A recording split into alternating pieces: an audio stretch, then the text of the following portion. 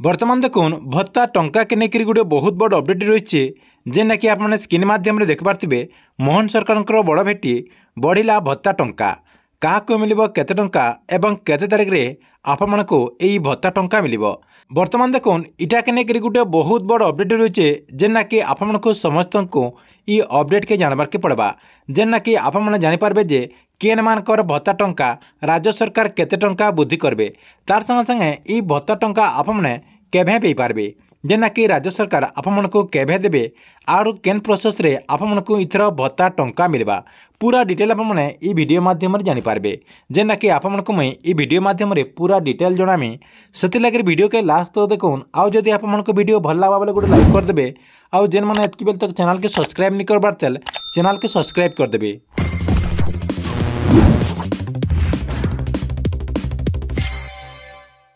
स्वाधीनता दिवस पूर्व जेनटा कि आपंकर जेन अगस्ट 15 रही अगस्ट 15 आगु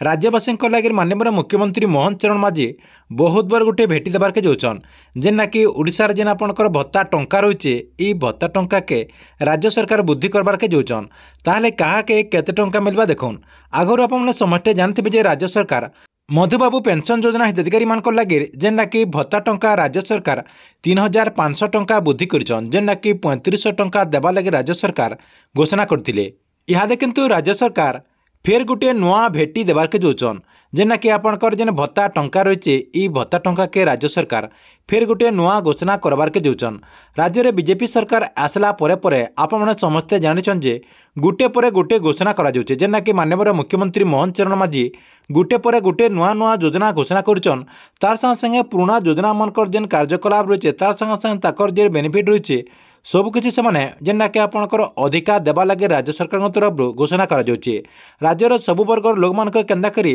अधिकार लाभ पाई पारबे जेना कि सेमाने विशेष ध्यान दउछन इतिर भितरे खूब शीघ्र जेना कि बहुत बार गोटे अपडेट आसी जिबा जेना कि आपणकर भत्ता टंका के नेकरी आगरु तो राज्य सरकार जेना कि भत्ता टंका 3500 टंका घोषणा कर दैछन जेना कि सेटा किछि लोक लगे खाली राज्य सरकार घोषणा करथिले इहादे किंतु सरकार तरफ